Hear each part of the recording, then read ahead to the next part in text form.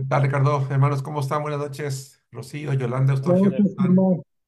Buenas noches a todos. Buenas noches, pastor, buenas noches a todos. Buenas noches, hermanos, ¿cómo Buenas están? noches, buenas noches, bien, gracias a Dios. Qué bueno, hermanos, ¿todo bien? ¿Y usted? Bien, ¿Y también, usted, hermanos. pastor? Sí, Bien, Dios. hermano, muchas gracias. Qué bueno, hermanos, me da bien. mucho gusto. Vamos a hacer una oración para empezar a tiempo nuestra clase del día de hoy, hermanos. Vamos a inclinar nuestro rostro y vamos a orar. Padre nuestro, Señor, que estás en los cielos, te agradecemos, Padre, por tu bondad para con nosotros. Nos encomendamos delante de tu presencia para pedirte que bendigas la clase del día de hoy. Que cada uno de los temas que estamos estudiando sean, Señor, como un cimiento sobre el cual edificamos nuestra fe en ti, Padre, y que nos haga ser cristianos maduros, fuertes, estables, pero también, Señor, sensibles y obedientes a tu voluntad, Padre Santo. Transforma la vida de cada uno de mis hermanos, la mía misma, y úsanos, Señor, como instrumentos de tu justicia. Bendice, pues, el tema del día de hoy, en el nombre de Cristo Jesús. Amén.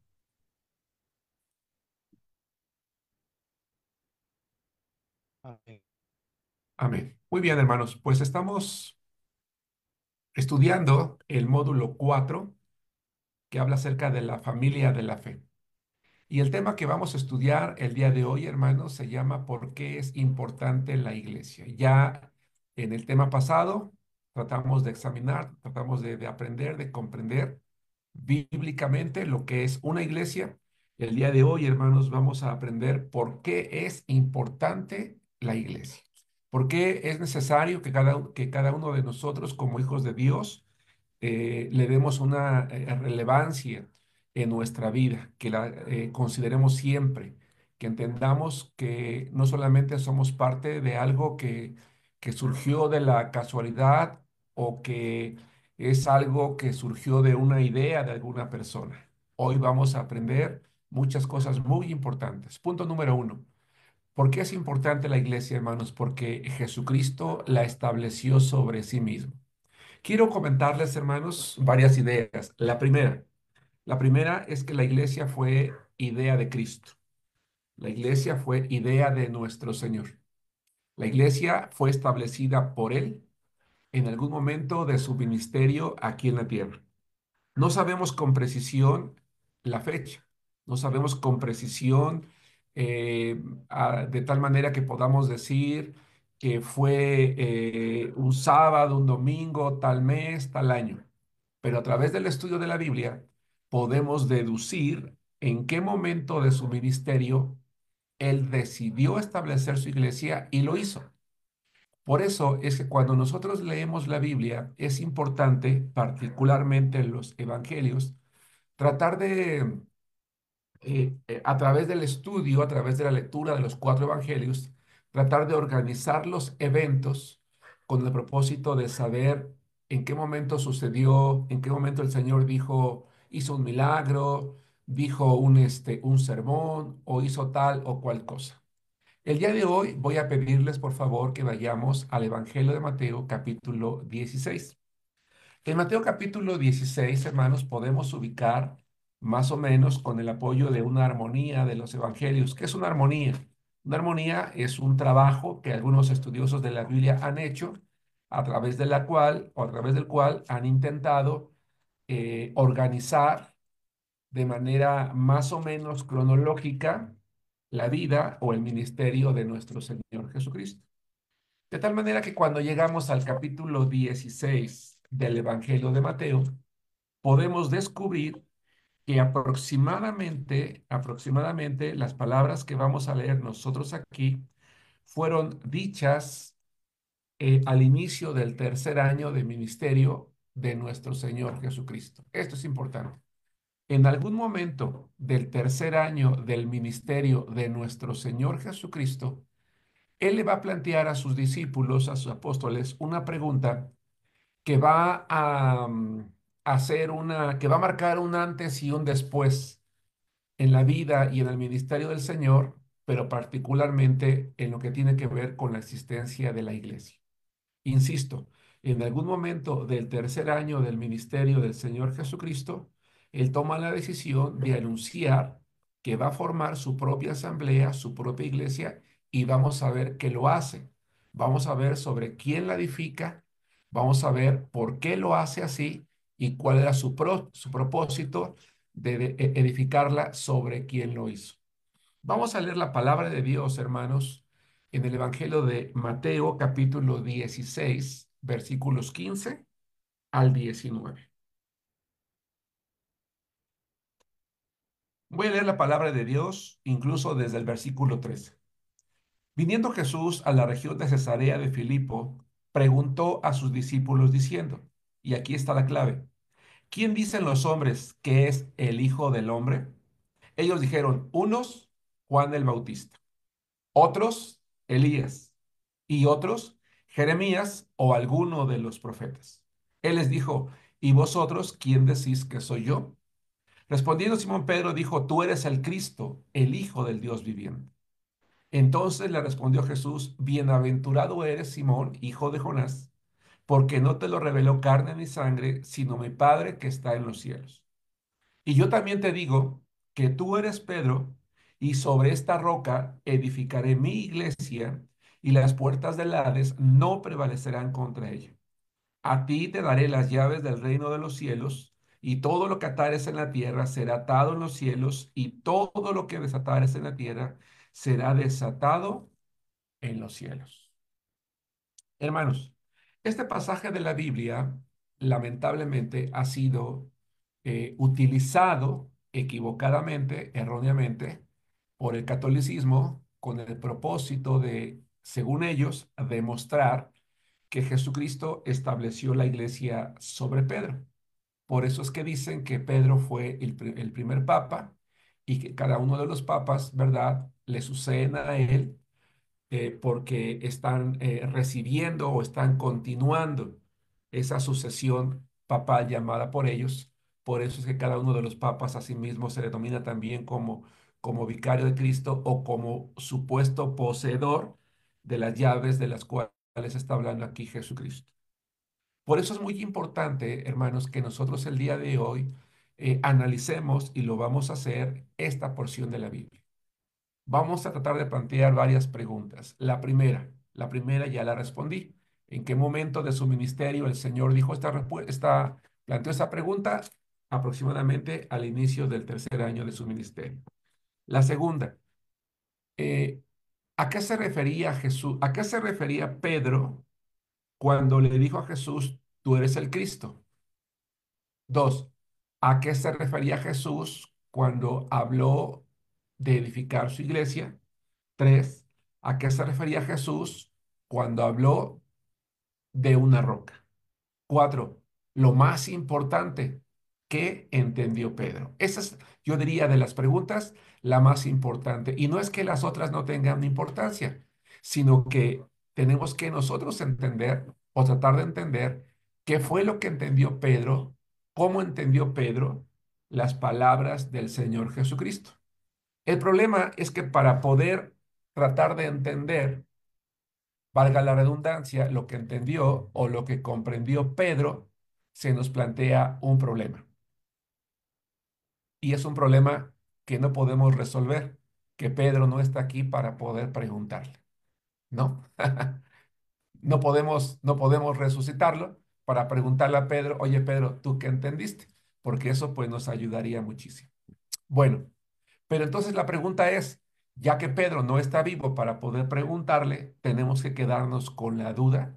La respuesta es no. Entonces, ¿qué tenemos que hacer? Algo más importante todavía.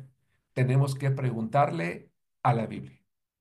En la vida cristiana, hermanos, nosotros como cristianos tenemos un libro maravilloso que es la Biblia. Un libro que tenemos que leer página tras página, de manera ordenada, de manera sistemática, durante cada día de nuestra vida, toda nuestra vida. Y nos vamos a dar cuenta que en la medida en la que nosotros vamos leyendo este maravilloso libro, nos va a ayudar a ir encontrando todas las respuestas de aquello que en una primera, segunda, tercera o cuarta lectura no llegamos a comprender. Cuando en el vocabulario cristiano decimos hay que preguntarle a la Biblia, no estoy hablando literalmente en el sentido de que le voy a preguntar a la Biblia y ella va a decir, Germán, tu duda es esta. No es como hoy la inteligencia artificial que puedes platicar con ella, ¿verdad? Y te responde y si no te investiga rápido y te dice, las mejores respuestas son estas. Sin embargo, ¿verdad? Sí podemos preguntarle, ¿a qué nos referimos con esto? A que en virtud de que la Biblia es mi fuente de enseñanza, es mi regla de fe, yo tengo que, a través de sus páginas, encontrar la respuesta a aquellas dudas que yo tengo. Entonces, la duda más importante es, ¿qué entendió Pedro? ¿La Biblia puede respondernos qué entendió Pedro? La respuesta es sí. Y es algo en lo que vamos a ir profundizando nosotros el día de hoy. Y lo que vamos a hacer hoy, quiero que no solamente sirva como base para comprobar que Jesucristo estableció la iglesia sobre sí mismo, sino que este método es un método que todos debemos de usar de aquí en adelante, si es que no lo hacemos, siempre que tengamos una duda. Vamos a nuestras hojas. Dice, la iglesia no es el resultado de una idea humana, sino de la obra de Cristo. El Señor Jesús fundó la iglesia en algún momento durante el tercer año de su ministerio público. Fue a sus apóstoles a quienes les dijo que lo haría en una ocasión en la que Pedro lo había reconocido como Dios. Jesús dice, Jesús tiene algo en mente. Entendemos que Jesús tiene algo en mente. Ya está empezando el tercer año de su ministerio, ya recorrió buena parte de su tierra, de Palestina, de Transjordania, de todas las, permítame usar un término más moderno, de las colonias y ciudades de alrededor. De tal manera que aparentemente a estas alturas ya toda la gente debería de haber comprendido quién era él. Él quiere como que hacer un examen para darse cuenta de en qué punto se encontraba la gente. Y entonces le dice a sus discípulos, las personas que dicen acerca de mí, ¿quién dicen que soy yo? Y para sorpresa suya, y quiero usar la palabra sorpresa desde la perspectiva humana, puesto que al ser el Dios sabía lo que había en la mente de la gente, le dice Pedro, unos dicen que tú eres Elías, que tú eres Jeremías, que tú eres un profeta. Entonces, la respuesta de Pedro lo que nos deja ver es que la gente no había comprendido realmente quién era él. Por eso Jesús ahora va a confrontar a sus discípulos y le dice, ok, la gente no ha entendido correctamente, porque dicen que soy Elías, que soy Jeremías, un profeta, pero ¿y ustedes? ¿Ustedes qué dicen? Y entonces Pedro da una respuesta muy interesante. Dice, tú eres el Cristo, el Hijo del Dios viviente. Y la respuesta de Pedro, hermanos, entusiasma tanto a nuestro Señor Jesucristo que a la respuesta de Pedro, Él le va a dar un anuncio y le dice, oye Pedro, tú eres bendecido porque esto que tú acabas de responder, que yo soy el Cristo, no es algo que tú pudiste comprender porque te lo explicó una persona, sino que mi Padre que está en los cielos es quien te lo hizo comprender. ¿Qué significa o qué significó la respuesta de Pedro cuando dijo, tú eres el Cristo? Lo que significan las palabras de Pedro es lo siguiente. Es como si él hubiera dicho, nosotros creemos que tú eres el Mesías que habíamos esperado durante tanto tiempo. Nosotros creemos que tú eres Emanuel. Creemos que eres Dios. Qué interesante. La respuesta de Pedro fue impresionante. Nosotros creemos que tú eres Dios. Y entonces, ante esa respuesta de Pedro, Jesús le dice, hay algo muy interesante que acabamos nosotros de leer en el Evangelio de Mateo. Le dice, bienaventurado eres Simón, hijo de Jonás, porque no te lo reveló carne ni sangre, sino mi Padre que está en los cielos. Y en virtud de la respuesta, de la declaración importante y trascendente que tú me acabas de dar, yo te voy a dar otra igual de importante. Dice, y yo también te digo que tú eres Pedro, y sobre esta roca edificaré mi iglesia. Y las puertas del Hades, entiéndase de la muerte, entiéndase del infierno, dice, no prevalecerán contra ellas. Vamos a nuestras hojas. Dice, vamos a analizar cómo fue anunciado y comprendido por Pedro y el resto de los discípulos. Lee Mateo, ya lo hicimos, y responde a lo siguiente. Uno, cuando Jesucristo preguntó a sus discípulos quién pensaban que era él, ¿qué respondió Pedro? tú eres el Cristo. La primera palabra que nos falta allí es, tú eres el Cristo. Esta declaración significaba que ellos creían que Él era el Mesías prometido, es decir, Dios entre los hombres. Dos, cuando el Señor escuchó la respuesta de los apóstoles sobre quién le dijo en el versículo 18, que edificaría su iglesia, dijo sobre esta roca. Y se plantea una pregunta, ¿a quién se refería Jesucristo cuando habló de esta roca? Algunos estudiosos de la Biblia, algunos comentaristas dicen, la roca era la fe de Pedro. Entonces Jesús estableció su iglesia sobre la fe de Pedro. Hay quienes dicen, no, la roca era el apóstol Pedro, en este caso la iglesia católica. Pero volvemos a plantear la misma pregunta. ¿Qué entendió Pedro? Y como dije hace rato, como Pedro no está aquí, vamos a preguntarle a la Biblia. Es decir, vamos a regresarnos a través del estudio de la Biblia para descubrir algo importante. Vamos a leer varios pasajes de la Biblia. Los primeros de ellos están en el libro de Deuteronomio. Así que voy a pedirle, por favor, a mi hermana Yolanda, si puede prender su micrófono y leer Deuteronomio capítulo 32, versículo 4. A Eustorgio, el versículo 15. A Rocío, el versículo 18. A Lulú, el versículo 30. Y a Ricardo, el versículo 31. En ese orden. Vamos todos a Deuteronomio. Vamos a preguntarle a la Biblia qué fue lo que entendió Pedro. Y para saber o deducir qué fue lo que entendió Pedro, tenemos que irnos al origen del pueblo de Israel. Y ese origen, ¿verdad?, se encuentra en Deuteronomio. Y no es que se formó en Deuteronomio el pueblo, sino que para ese momento el pueblo ya creció, ya se multiplicó, ya tienen un conocimiento más pleno de Jehová su Dios. Y también hay algo muy interesante, ya han salido de la esclavitud en Egipto, ya están conociendo algunas leyes, algunos mandamientos, ya han visto la poderosa mano de Dios, ya han comprobado qué clase de Dios es Jehová, qué clase de Dios es su Dios, que es un Dios que no tiene comparación con ningún otro, e incluso Moisés compone un canto que va a marcar un antes y un después en la manera en la que el pueblo de Israel se va a referir a Dios. Esto es muy importante. El canto de Moisés va a marcar un parteaguas, un antes y un después en relación a cómo el pueblo de Dios, cómo Israel nombraba a Dios. ¿Qué dice el 32:4? Dice la palabra de Dios. Él es la roca cuya obra es perfecta, porque todos sus caminos son rectitud. Dios de verdad y sin ninguna iniquidad en él. Es justo y recto. Amén. Quiero plantear una pregunta. Gracias, hermana Yola.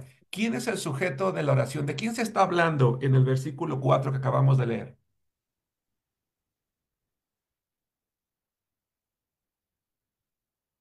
Dios, de Jehová. de Jehová, de Dios. ¿Y cómo le llama Moisés a Jehová, a Dios? Dice que él es ¿qué? La roca. La roca. Gracias. Versículo 15. Así la palabra de Dios.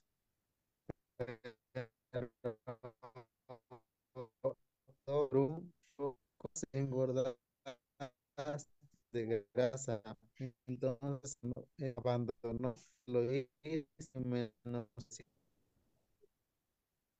Dice, gracias, Eustorgio, la roca de su salvación. ¿Qué dice el 18? El 18 dice así la palabra de Dios. De la roca que te creó, te olvidaste. Te has olvidado de Dios tu creador. Gracias. El 30.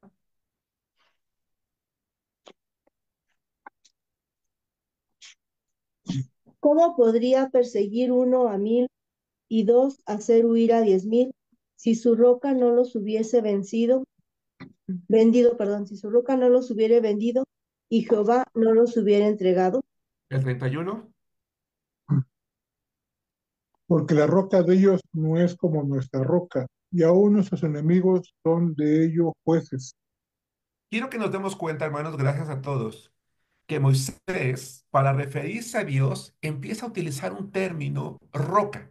Dice, Dios es como una roca, y no se refiere a una piedra pequeña, es una roca, es un término que se refiere a una piedra gigante, como una peña. Dice, Dios es alguien con el poder y la autoridad suficiente como para sostenerte. Si tú te paras, si tú confías en Dios y en su nombre, en Él vas a estar seguro, confiado, no como cuando estás en el lodo cenagoso que te hundes. En Él tú puedes tener tus pies firmes, puedes tener confianza, puedes tener esperanza. Moisés, hermanos, va a empezar a introducir en la mente del pueblo de Israel que Dios es como una roca. Él es la roca, dice Moisés. Pasa el tiempo y vamos a comprobar en la Biblia que en la mentalidad del pueblo de Israel, aquella manera en la que Moisés se refirió a Jehová, a Dios, con el tiempo fue una manera común de referirse a él. Si estimamos nosotros en qué momento Moisés escribe este cántico, pues es cuando ya han salido del pueblo han salido de la esclavitud de Egipto, están casi a las puertas de la tierra prometida, aproximadamente 1200 años antes de Cristo, años más, años menos, una cifra cerrada. Bien, este dato que les acabo de dar es importante. Voy a pedirle ahora a mi hermano Juan Antonio o alguien de su familia que lea el Salmo 18:31. A mi hermano David que lea el 18:46. A alguien de la familia Mora el Salmo 22:2. A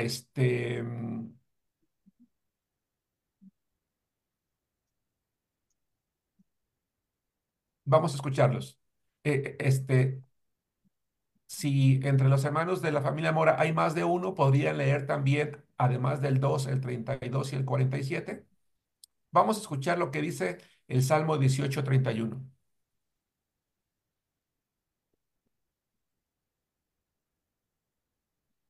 Buenas noches. Buenas noches. La palabra de Dios dice así, porque ¿quién es Dios sino solo Jehová? ¿Y qué roca hay fuera de nuestro Dios? Gracias. ¿Qué dice el 46? Dice así, viva Jehová y bendita sea mi roca, y enaltecido sea el Dios de mi salvación. Gracias. ¿Qué dice segundo de Samuel 22:2? Dijo Jehová es mi roca y mi fortaleza y mi libertador. El 32. Dice,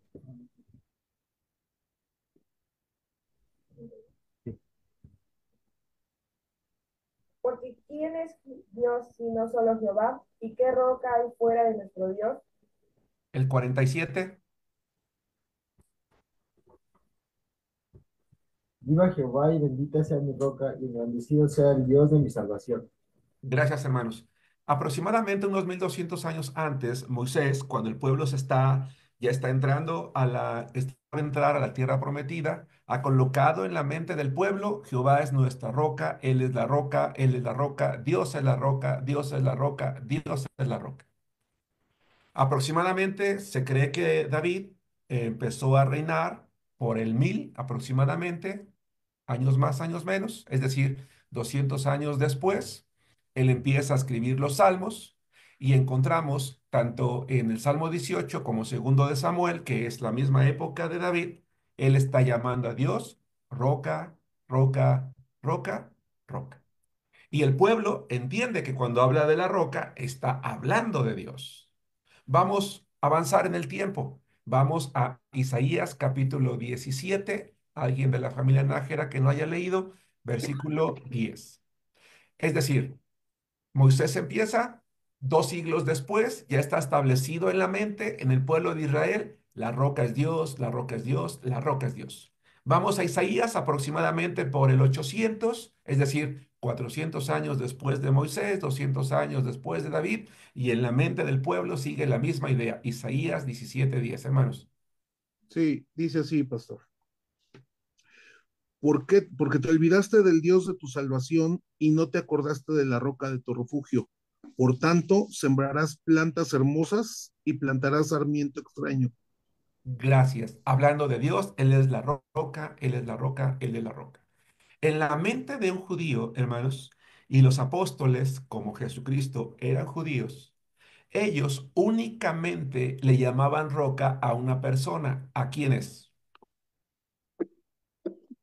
Dios, A Dios. Dios. Al único ser a quien el pueblo de Israel se atrevía a llamar roca era a Dios. Regresemos entonces a Mateo capítulo 16 y vamos a plantearnos de nuevo la misma pregunta. ¿Qué entendió Pedro cuando Jesucristo le dijo, sobre esta roca edificaré mi iglesia? Él entendió que la iba a edificar sobre él, es decir, sobre Pedro, ¿o sobre quién? Es Sobre pregunta. él mismo, ¿Por qué sobre él mismo, David? porque cuando Dios les está hablando, hace referencia a esta roca, sobre él va a edificarla, ¿no? Ajá, porque Pedro acaba de decir, nosotros creemos que tú eres Dios. ¿Se acuerdan? Creemos Sí. que tú eres Dios. Es como si Jesús le dijera, exacto, Pedro, yo soy Dios, sobre mí mismo voy a edificar la iglesia. ¿Se dan cuenta que entonces, si nosotros le preguntamos a la Biblia, ¿qué entendió Pedro? La Biblia puede respondernos qué entendió. ¿Por Sí, qué? sí. Porque a través del estudio de la escritura nos damos cuenta que en la mente de un judío, él no pudo haberse aplicado a sí mismo el término roca. Sabía que se refería a Dios porque él acababa de declarar que el Mesías que estaba enfrente de él era Dios. Entonces, vamos a nuestras hojas. De nuevo, uno, cuando Jesucristo preguntó a sus discípulos quién pensaban que era él, ¿qué respondió Pedro? Tú eres el Cristo.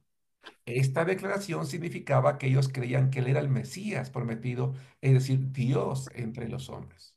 Cuando el Señor escuchó la respuesta de los apóstoles sobre quién le dijo en el versículo 18 que edificaría su iglesia sobre esta roca. Continúo. ¿A quién se refería Jesucristo cuando habló de esta roca? Los judíos solo llamaban roca a Dios. 2000 años antes, desde que se formó la nación y a través de los siglos, lo llamaban así, como símbolo de confianza y firmeza. Ya lo comprobamos leyendo las citas. Dice, hay un detalle interesante. Vamos a Mateo, capítulo 16, versículo 18, y ahorita doy tiempo para preguntas y respuestas.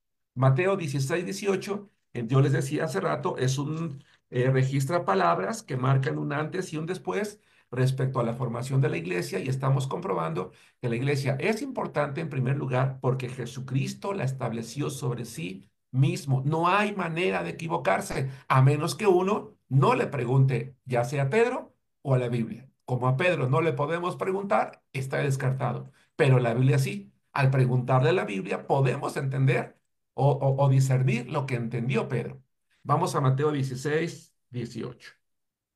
Y yo también te digo que tú eres Pedro, y sobre esta roca edificaré mi iglesia, y las puertas del Hades no prevalecerán contra él. Dice en nuestras hojas. En Mateo 16, 18 hay dos palabras muy importantes. El nombre de Pedro en griego es Petros, que quiere decir piedra pequeña. ¿Qué tan pequeña? Si nosotros investigamos en un diccionario griego, Petros, hermanos, describe una piedra tan pequeña. Yo no sé si algún día ustedes, hermanos, de repente han ido caminando, ya sea en la calle, en el campo, en alguna avenida, y ven una piedrita y por curiosidad la pateas, ¿no? No te causa ninguna molestia, nada, la pateas y por allá va a caer la piedra.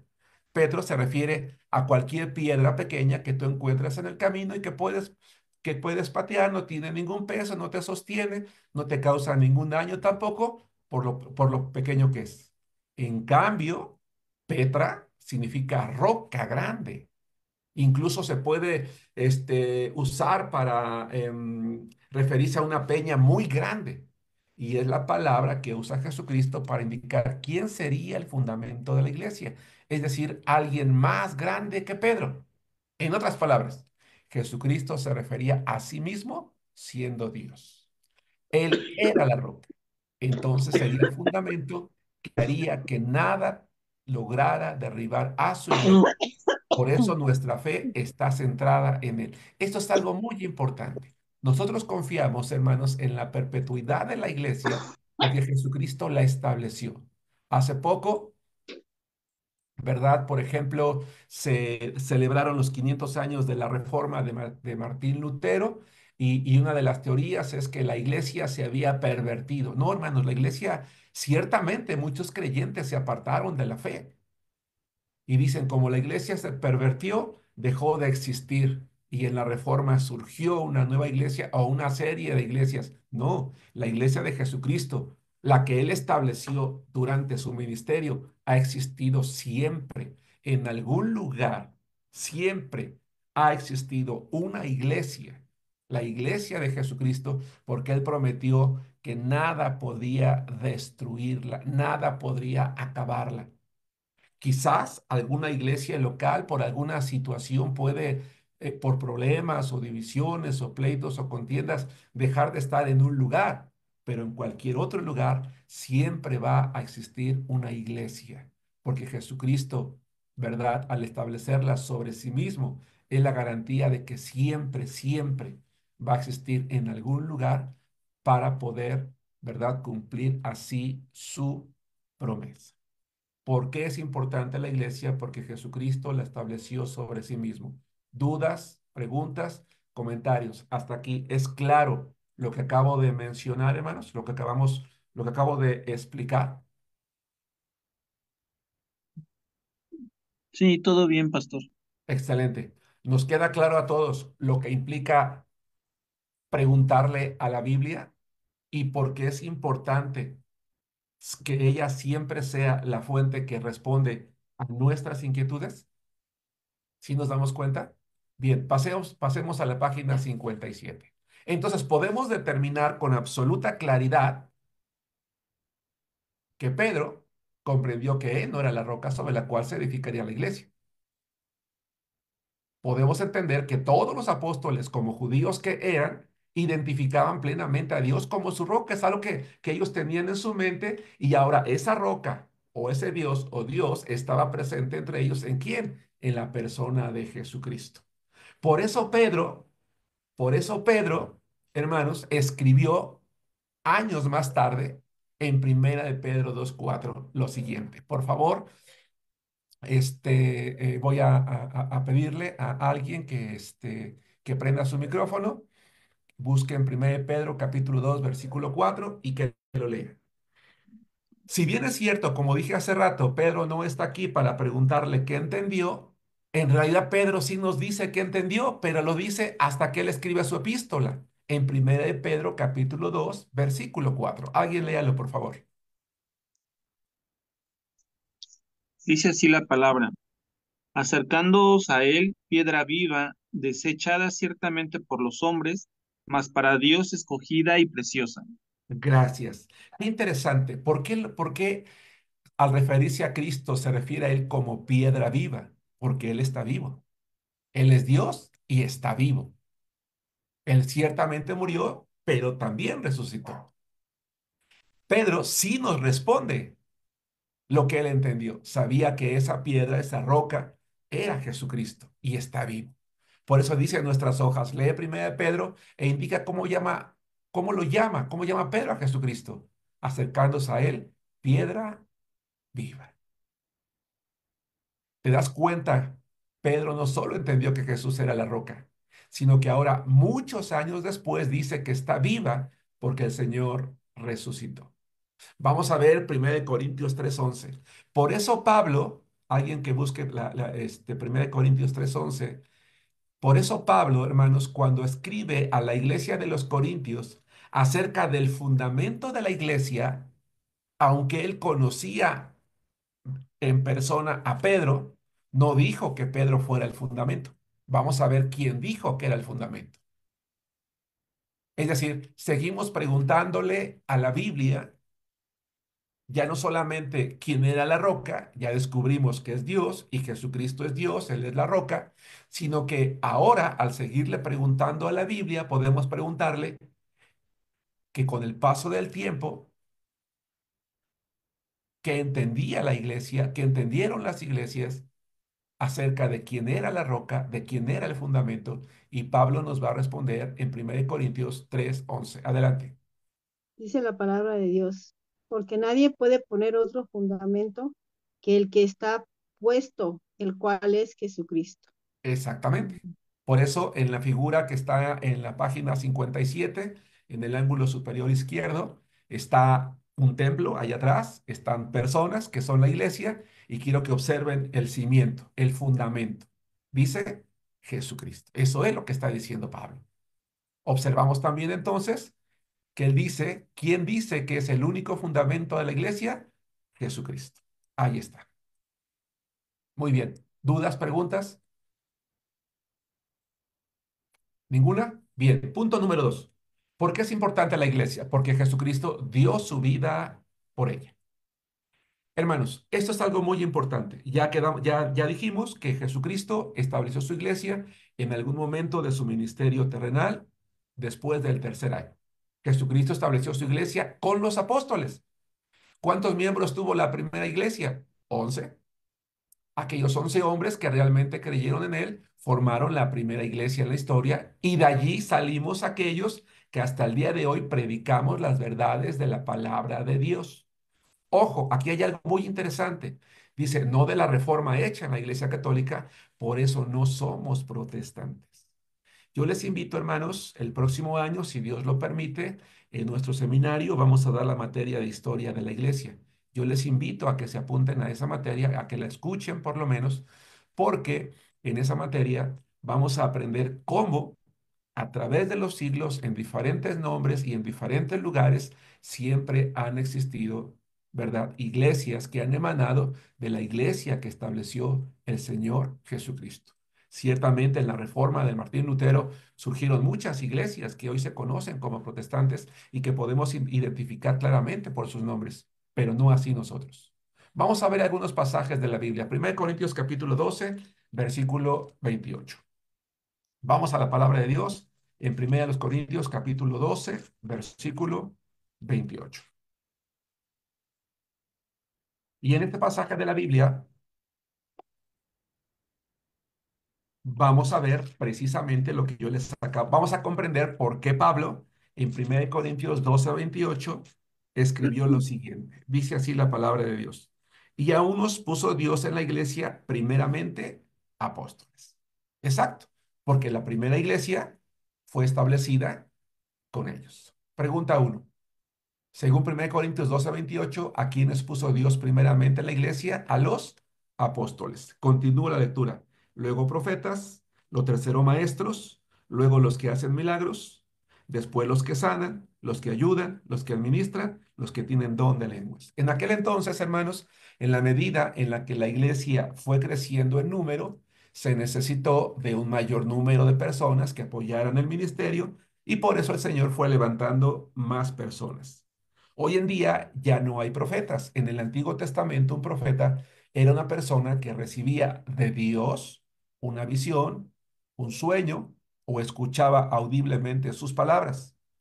Pero no es como los pseudoprofetas que hay hoy. Hoy, hermanos, el don de profecía ya no existe. Quien hoy dice que tiene el don de profecía miente, porque la palabra de Dios dice que todos esos dones iban a terminar.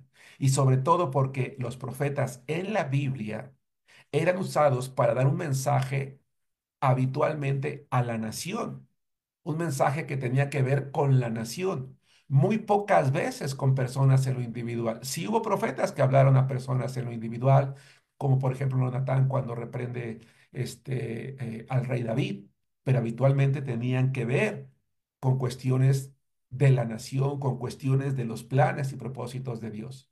Hoy la gente que supuestamente es profeta te profetiza que te vas a caer mañana en la mañana, que te vas o sea, cosas que no tienen nada que ver. Que si te vas a morir en una semana, que si en 2 semanas te vas a ganar la lotería, que si la próxima semana va a chocar tu coche, y no sé, tantas cosas. Y la gente lamentablemente hoy en día se está fanatizando, siguiendo este tipo de personas, y van a todo lugar donde hay estos supuestos profetas y están dejando de escuchar la palabra de Dios. Hoy en día, ¿verdad? Cuando nosotros leemos la Biblia, la palabra profeta en el Nuevo Testamento casi no la encontramos, pero las pocas veces que sí la hallamos, porque sí las hay, se refiere a personas que daban a conocer la voluntad de Dios, pero ya no revelada, sino escrita. Es decir, aquellos que predicaban este libro o estas cartas o epístolas que para ese entonces ya algunas estaban circulando. Hoy en día tenemos maestros, ya no hay el don del que hace milagros, aunque sabemos que Dios sigue haciendo milagros como resultado de la oración. Sabemos que hoy no hay ese don de sanidad, aunque creemos sanando.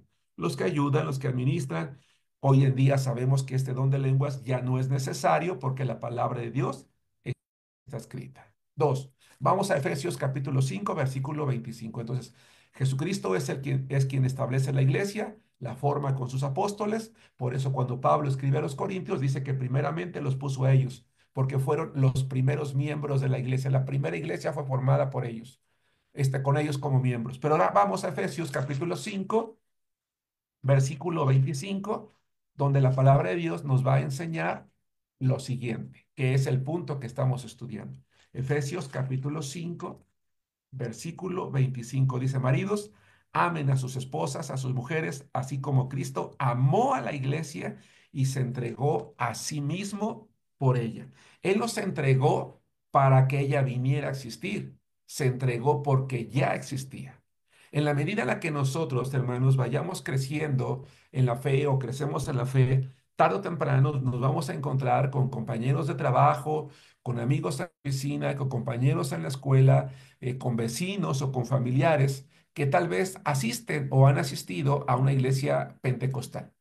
Las iglesias pentecostales son una denominación con muchas ramas y su nombre se deriva precisamente del hecho de que ellos creen que la iglesia no fue formada por Jesucristo, sino que nació después del ministerio de Jesucristo, justamente 50 días después de su resurrección, en una fiesta que se llamaba Pentecostés y que fue cuando el Espíritu Santo descendió sobre la iglesia. Esto no es así. La iglesia, una vez más, lo repito, es importante que lo haga en esta clase, que en esta clase quede claro, Jesucristo estableció su iglesia y murió por ella. De tal manera que entonces hemos llegado a un momento en el que podemos decir que, si bien es cierto, el motivo principal por el cual Jesucristo vino al mundo en obediencia a su Padre fue a morir por nuestros pecados, por la redención de todo ser humano, pero también murió por su iglesia. Sus discípulos con los cuales formó su iglesia pudieron ver el amor que tenía hacia ellos y murió para que ellos pudieran seguir adelante, seguir existiendo, seguir funcionando, seguir agregando personas que a través de los labios de ellos siguieran escuchando y creyendo. Esto es algo muy importante. Jesucristo murió por su iglesia para que la iglesia supiera del amor que tenía por ella. Pero Pedro, ya leímos en 1 Pedro 2:4, lo llama piedra viva porque resucitó. Por eso Jesucristo puede sostener a la iglesia, cuidar a la iglesia, preservar a la iglesia. ¿Es claro esto que acabo de mencionar, hermanos? ¿Hay alguna duda, alguna pregunta? ¿Queda claro en que la iglesia existe desde el ministerio de nuestro Señor Jesús? Bien, vamos a Efesios capítulo 1, versículos 22 y 23. Y vamos a darnos cuenta entonces que si Jesucristo es el fundamento, es la roca sobre la cual edificó la iglesia, Él es el fundamento de la iglesia, eso implica que Él tiene la autoridad sobre la iglesia.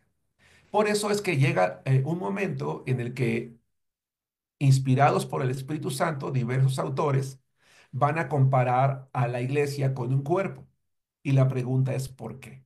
Vamos a Efesios capítulo 1, versículos 22 y 23. Efesios capítulo 1, versículos 22 y 23. La palabra de Dios dice así: y sometió todas las cosas bajo sus pies y lo dio por cabeza sobre todas las cosas a la iglesia.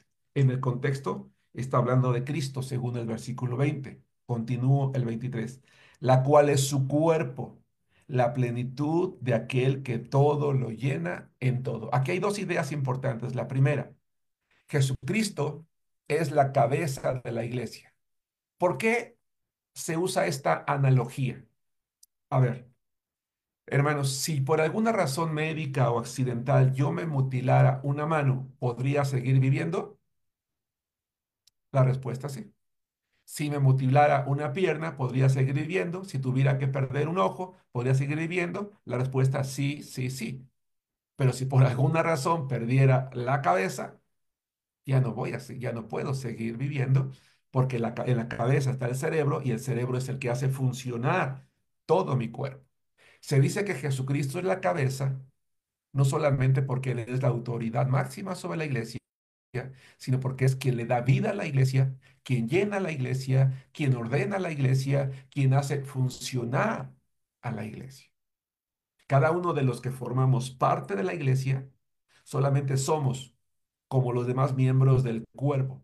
Estamos para servir en aquello que la cabeza, en este caso Cristo, nos ordena. Entonces dice en nuestras hojas, página 58.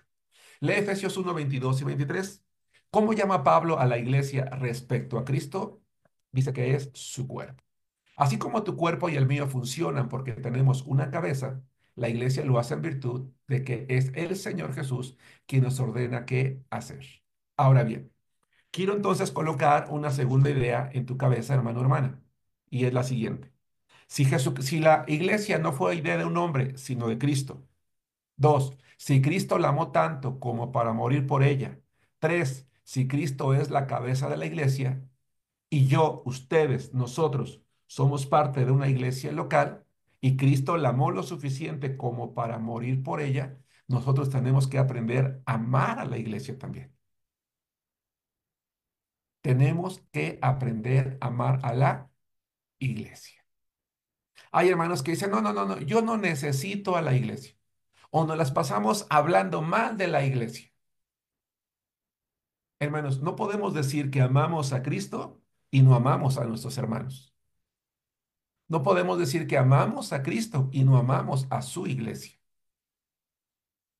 Tenemos que amar a la iglesia porque ella es parte de Cristo y nosotros somos parte de Él y porque en el tema anterior hablábamos acerca de la asistencia, de las reuniones, de lo importante que es acudir físicamente, presencialmente a la iglesia.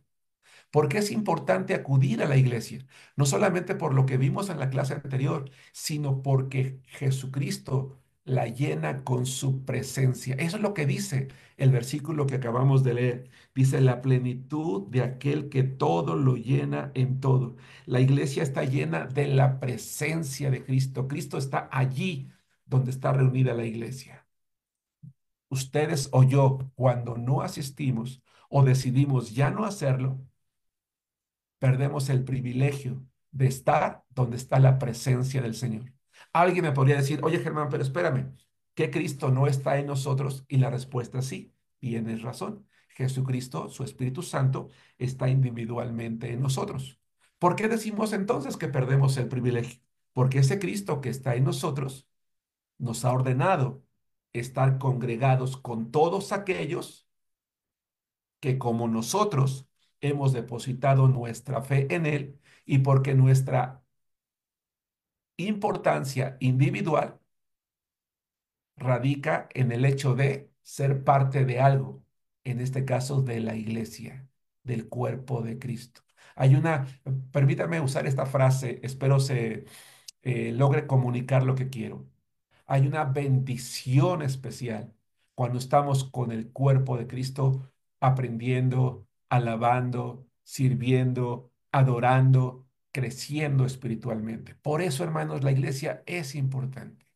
Amemos a nuestra iglesia, ama a tu iglesia local. Oremos por ella. Amémosla como la amó Cristo. Y tres, para terminar, ¿por qué es importante la iglesia? Pero antes, ¿hay alguna duda, alguna pregunta, algún comentario? ¿Soy claro en lo que estoy explicando? ¿Sí? Bien. Vamos a leer la palabra de Dios, hermanos.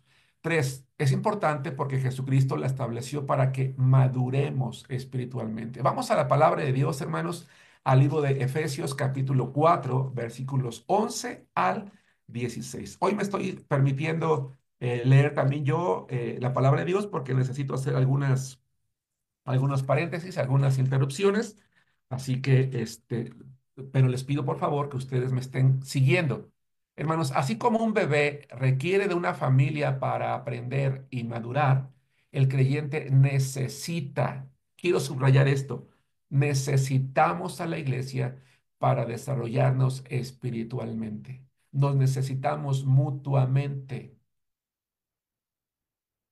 Yo a ustedes, ustedes a su servidor, mutuamente, aquellos hermanos que no son parte de la iglesia de Arenal o que en el futuro vean esta clase, tú necesitas a tu iglesia, la iglesia te necesita a ti, nos necesitamos mutuamente, porque yo no puedo hoy desechar mi mano izquierda o mi pie derecho. Lo necesito todos los días para poder funcionar adecuadamente. Así que yo te quiero plantear una pregunta. ¿Por qué Dios te trajo a la iglesia en Arenal? ¿Por qué Dios te llevó a la iglesia local a la que perteneces? ¿Están de acuerdo, hermanos, en que a pesar de que, bueno, a ver si me explico, yo tengo dos manos como ustedes, derecha e izquierda, pero estamos de acuerdo en que la mano derecha para los diestros no cumple la misma función que la izquierda? Que el ojo izquierdo no cumple la misma función que el derecho, a pesar de que los dos sirven para ver. Es decir, que cada parte de mi cuerpo cumple una función y que si una parte no estuviera, el cuerpo no estaría funcionando adecuadamente. ¿Por qué Dios quiso que tú fueras parte de nuestra iglesia local en Arenal? Cuando tú y yo no estamos allí, la iglesia está incompleta y y no va a funcionar correctamente. ¿Qué quiere Dios que tú y yo hagamos en la iglesia para que la iglesia funcione mejor o mucho mejor? Eso es lo que tenemos nosotros que preguntarnos y poner manos a la obra. Ahora, ¿por qué digo esto? Por lo que vamos a leer en Efesios capítulo 4, versículos 11 al 16, de donde vamos a sacar cuatro ideas. Hay más, pero yo únicamente quiero sacar para efectos de esta clase cuatro. Vamos a aprender cuatro beneficios que tenemos al reunirnos con la iglesia. Efesios capítulo 4, versículos 11 y 12. Dice la palabra de Dios. Y él mismo constituyó a unos apóstoles, a otros profetas, a otros evangelistas, a otros pastores y maestros, a fin de perfeccionar a los santos para la obra del ministerio, para la edificación del cuerpo de Cristo. El primer beneficio es que cuando me congrego con la iglesia, Dios la usa para que maduremos y para que aprendamos a servir. Y de esa manera toda la congregación crece. Hermanos, si yo no asisto a la iglesia, yo no aprendo a servir. ¿A quién le sirvo? Si yo no asisto a la iglesia, no aprendo paciencia, no aprendo tolerancia, no aprendo amor por los hermanos. La iglesia no va a crecer en número y en fe. De hecho,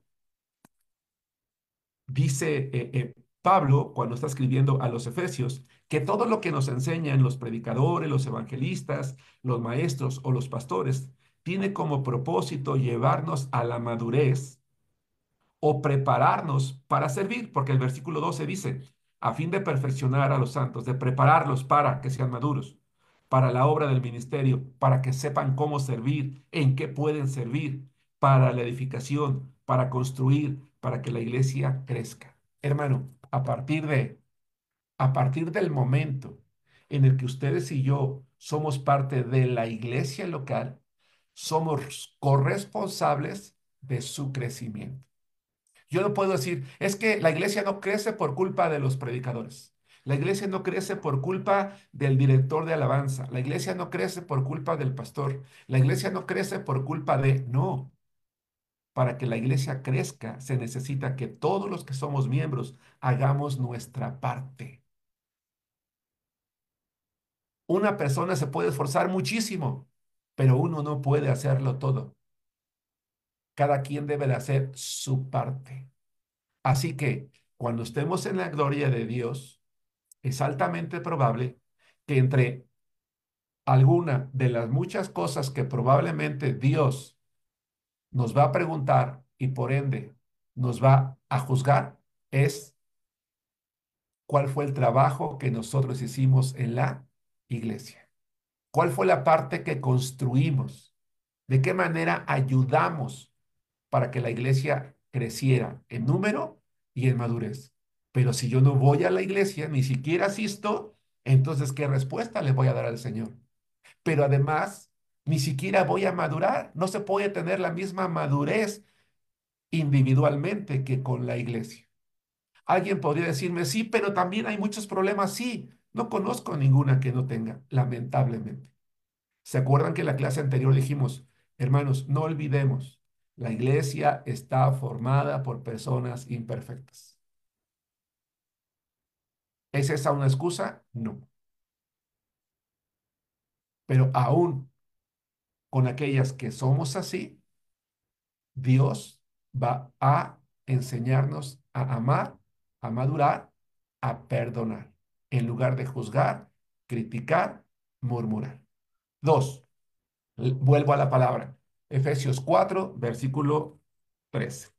Por favor, si hay alguna duda o pregunta, pongan la manita de la aplicación o ustedes levanten la mano y yo los veo o prendan su micrófono y díganme, hermano, tengo una pregunta.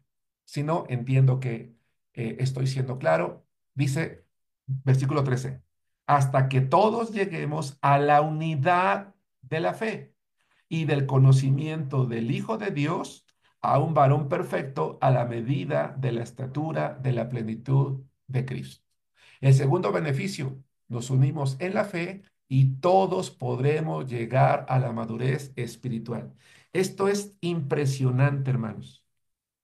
A ver, pregunto, ¿qué parte, cómo puedo plantear la pregunta? O más bien, quiero preguntarle lo siguiente. ¿Estamos de acuerdo en que en la medida que cada uno de ustedes y yo fuimos creciendo desde que éramos bebés hasta ahorita, evidentemente estoy hablando de un cuerpo sano, todo nuestro cuerpo ha ido madurando a la par, es decir, al mismo tiempo? Es decir, mi mano derecha no se quedó más corta que la izquierda, insisto, estoy hablando de un cuerpo sano y lo digo con todo respeto. Si alguien por alguna cuestión genética o de salud no es el caso, no quiero ser ofensivo. Es decir, hay una relación armónica en el crecimiento, las manos, los pies, el dorso, todo. Hay un crecimiento semejante, armónico, simétrico. ¿Por qué Dios compara a la iglesia con el cuerpo? Porque lo ideal en una iglesia, de acuerdo a lo que dice el versículo 13, es que todos lleguemos a la unidad de la fe, a un varón, a personas maduras. Lo ideal es que todos en algún momento estemos con un mismo nivel de madurez, con un mismo nivel de crecimiento. Y que si hay personas inmaduras, no es porque no han crecido, sino porque acaban de llegar, sino porque son nuevos. Y para ellos la palabra de Dios instruye que los que son maduros tengan paciencia con los que no lo somos, o que los que somos maduros tengamos paciencia con quien no lo son. Pero entonces eso me lleva a una pregunta, o más bien a una idea.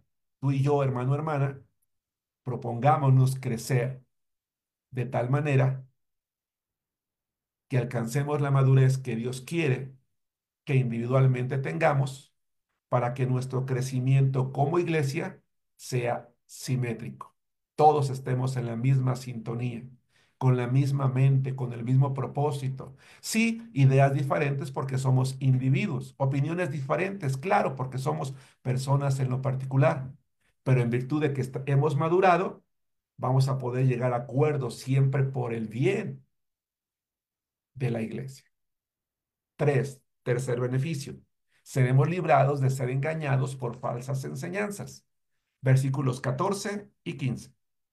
Dice, para que ya no seamos niños fluctuantes, llevados por doquiera de todo viento de doctrina, por estratagema de hombres que para engañar emplean con astucia las artimañas del error, sino que siguiendo la verdad en amor, crezcamos en todo en aquel que es la cabeza, esto es Cristo. Hoy, hermanos, me dio gusto estar discipulando a una persona que me decía, no, o sea, y ahora que ya estoy aprendiendo la Biblia, me estoy dando cuenta de aquí y de repente escucho esto, un comentario, o veo el otro, o escucho un canto, veo aquello y me doy cuenta, no, no, no, esto ya no es así, esto ya no es así, esto ya no es así. Exactamente. La idea es que la palabra de Dios esté hallando cabida en nuestra mente, en nuestro corazón, que nos esté llevando de tal manera a la obediencia, que ya no cualquier persona toque nuestra puerta o nos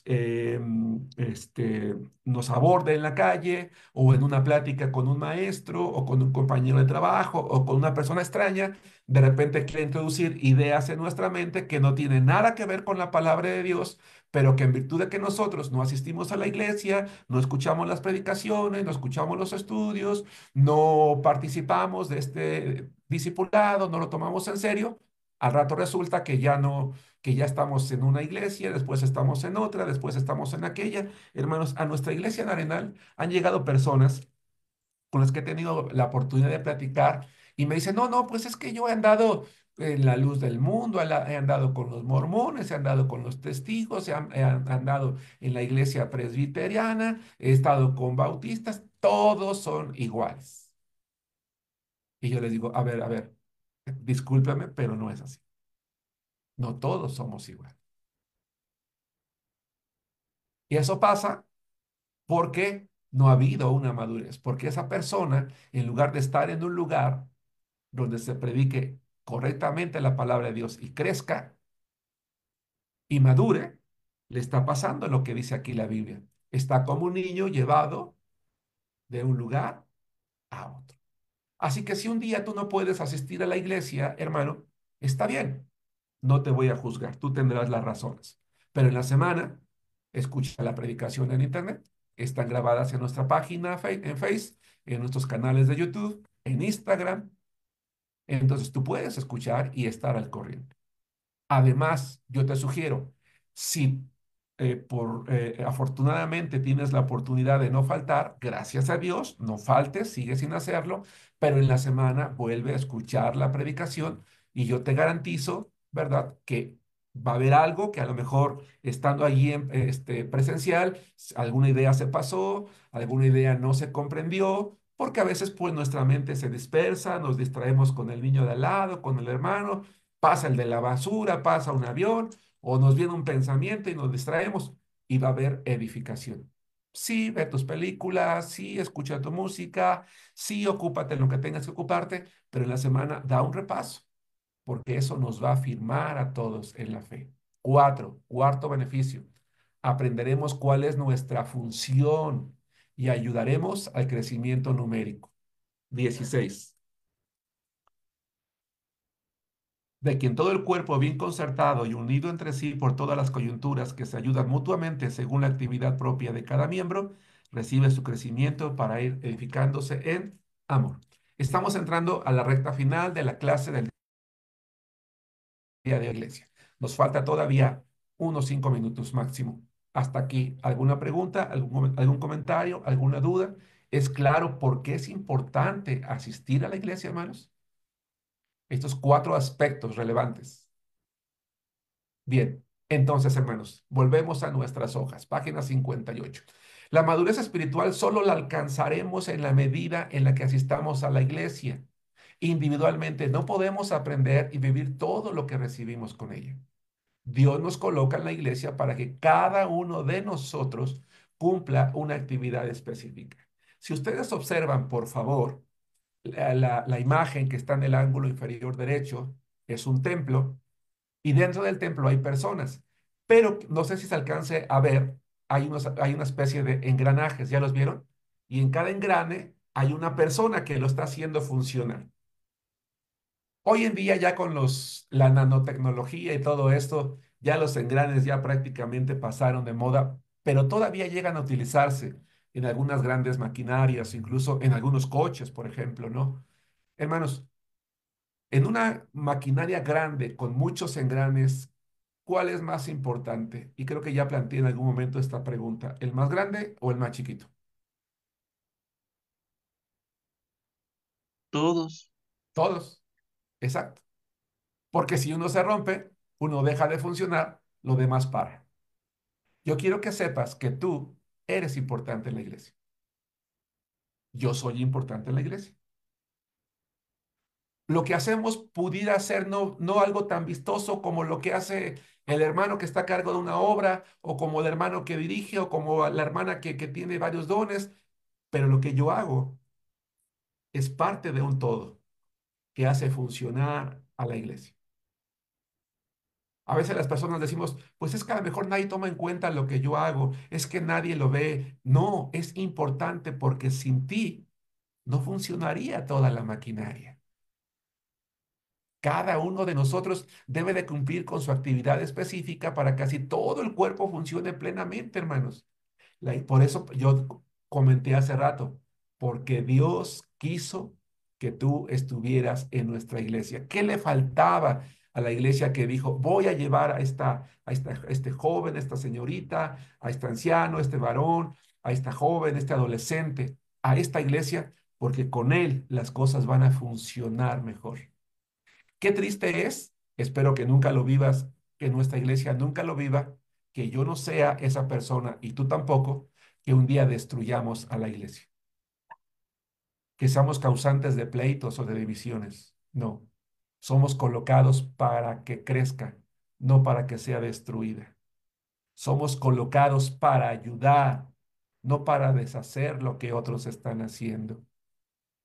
Somos colocados allí por Dios. Dios no se equivoca. Terminemos.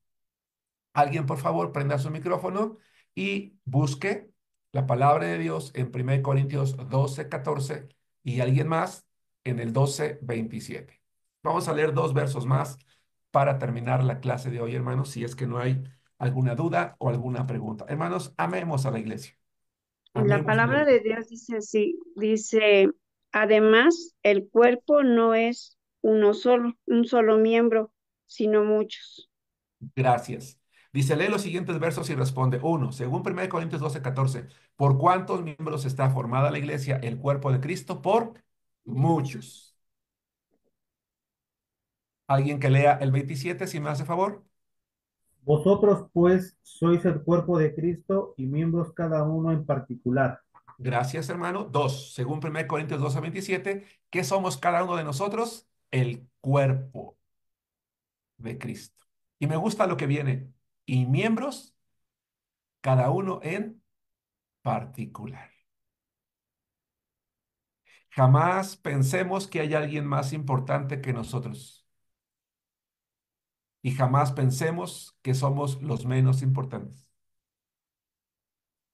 Todos somos instrumentos de Dios para que la iglesia funcione conforme a su voluntad. Quiero terminar la clase diciendo, amemos a la iglesia, asistamos a la iglesia, aprendamos en la iglesia, crezcamos con la iglesia, sirvamos a la iglesia, amemos a Cristo, amemos su cuerpo. El Señor la amó tanto que murió por ella. Quiera Dios que nosotros seamos capaces también de dar la vida por nuestra iglesia, por el cuerpo de Cristo. ¿Dudas, preguntas, comentarios? Si no hay ninguno, vamos a hacer una oración, hermanos, para terminar la clase del día de hoy. ¿No hay dudas? Hermano, David, ¿puedes orar para terminar, por favor? Sí, pastor, vamos a orar. Gracias. Padre Santo, mi Dios, gracias te damos en esta noche porque tú has pues puesto en el corazón del pastor pues instruirnos, mi Dios. Gracias te damos porque cada uno pues abrimos nuestra mente, nuestro corazón hacia tu palabra, mi Dios. Queremos suplicarte, Padre mío, que tú te quedes con cada uno de los hermanos, mi Dios, principalmente, bueno, ahorita los que están presentes. Por favor, te suplicamos también que cubras cada una de las necesidades que hay en sus casas, mi Dios. Padre mío, por favor, permítenos pues descansar tranquilamente, recuperar fuerzas perdidas, mi Dios, y si es tu voluntad, pues ver la luz de un nuevo día. Gracias nuevamente, Padre, por todo lo que tú nos has dado. Te lo pedimos todo esto en el nombre de Cristo Jesús. Amén. Amén. Que descansen, hermanos. Hasta luego. Amén. Buenas Dios los noches. Luego, que bendiga. pasen buenas Buenas noches. noches.